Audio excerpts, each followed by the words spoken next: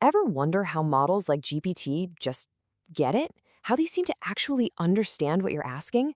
Well, it's definitely not magic. Today, we are pulling back the curtain on the self-attention mechanism. This is the absolute core, the engine that lets these models grasp context, nuance, and the subtle dance between words. So let's dive in. Here's the game plan. First, we're going to look at why attention was such a game changer in the first place. Then, we'll get our hands dirty and actually build the self-attention mechanism, piece by piece. After that, we'll see how to supercharge it with something called multi-head attention, tweak it for generative AI, and then, finally, we'll zoom out to see how this one crucial piece fits into the whole puzzle. All right, first things first, why should you even care about attention? Well, to really get why it's such a massive breakthrough, you gotta understand the problem it was designed to solve. And that problem is how to turn a random jumble of words into something that actually makes sense. Just take a look at this. Up top, you have a German sentence that's been translated into English literally, word for word. Can you me help this sentence to translate? Yeah, that's pretty clunky, right? But the translation on the bottom is flawless. So the question is, how does a machine learn to do that? How does it figure out that it's the relationships between words that create meaning? The answer, really, all comes down to this idea of being selective. A model has to figure out which words matter most in any given situation. And that single idea is the heart and soul of the attention mechanism. It was introduced in this absolutely landmark paper called Attention is All You Need, and trust me, that title is not an exaggeration. It's the paper that gave us the transformer architecture, the very foundation of modern AI. Okay, now for the really fun part. Let's actually build one of these things ourselves, step by step. We're going to follow a simple sentence on its journey from just plain text to a set of context-aware vectors that a machine can actually understand and work with. And we're going to stick with this sentence the whole way through. Life is short, eat dessert first. Now, the very first step is turning these words into numbers, into vectors that are called embeddings.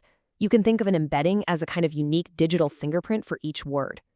So it all boils down to this 5-step recipe. We start with our word embeddings. Then, and this is the really cool part, for every single word, we create 3 new special vectors, a query, a key, and a value. From there, we calculate scores to see how relevant each word is to all the others. Then, we clean those scores up into simple percentages. And finally, we create a brand new context-rich vector for each word. Let's zoom in on the most important steps here. Okay, this is really where the magic starts to happen, creating those query, key, and value vectors. Here's a great way to think about it. The query is like one word asking a question, hey, who in this sentence is important to me? To find the answer, it scans across the key of every other word, which is kind of like a name tag or a label.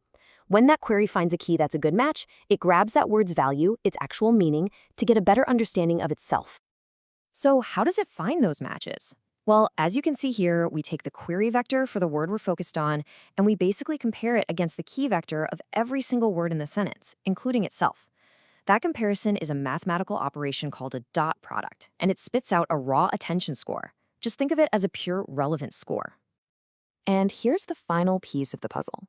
Those raw scores get fed into a function called softmax, which does something beautiful.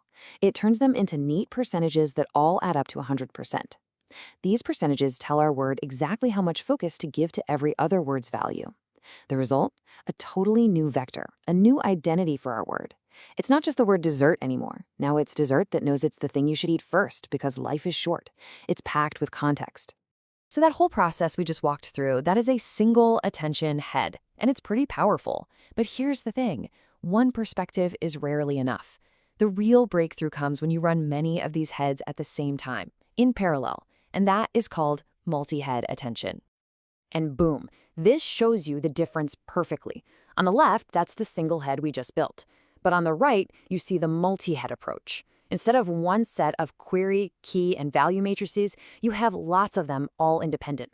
It's like having multiple teams of experts analyzing the sentence all at once. So why on earth would we do this? Because each head can specialize. It can learn to focus on totally different things. For instance, one head might get really good at tracking pronouns, figuring out that it refers to the ball. Another head might focus on grammar, while a third could be looking for something like sarcasm. This diversity gives the model an incredibly rich, layered, and nuanced understanding of the text. And just to give you a sense of scale, we are not talking about 2 or 3 of these. For perspective, the popular Llama 2.7b model uses 32 of these attention heads. That's 32 different points of view, all working together in parallel to figure out what you mean.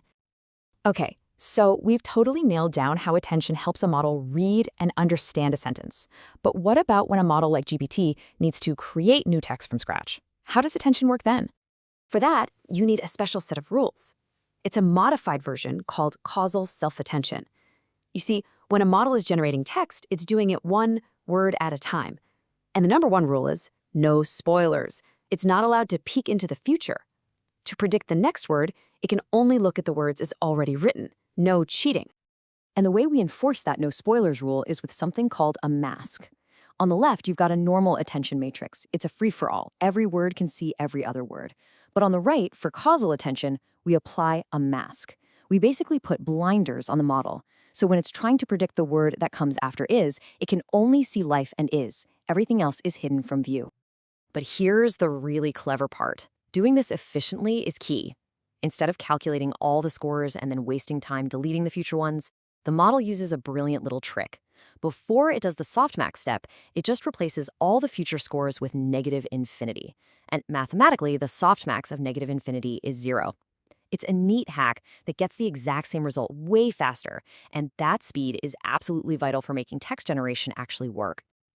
All right, we have gone deep into the mechanics. We've built this thing from the inside out. So now let's zoom all the way back out and see why this powerful little engine fits into the grand scheme of building an entire large language model. And as you can see from this flowchart, attention isn't just some little feature you bolt on at the end.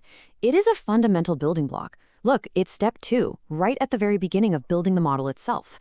First, you prep your data. Then you design the core architecture, which is all built around attention. Only then do you get to pre-training, fine-tuning, and all the rest. It's the foundation. So let's just quickly recap the journey we've been on. We started with the basic idea of self-attention, turning isolated words into vectors that are rich with context. Then we gave it superpowers with multi-head attention, letting it see from many different perspectives at once. And we saw how a special version, causal attention, is the key to letting these models write new text. When you put it all together, this is the mechanism that gives language models their almost spooky ability to understand us. So attention is the key that unlocks an LLM's ability to focus, to understand context. Which of course leaves us with one final big question to think about. Now that we understand how these models focus, what are the other core pieces inside that allow them to actually learn, to reason, and to create?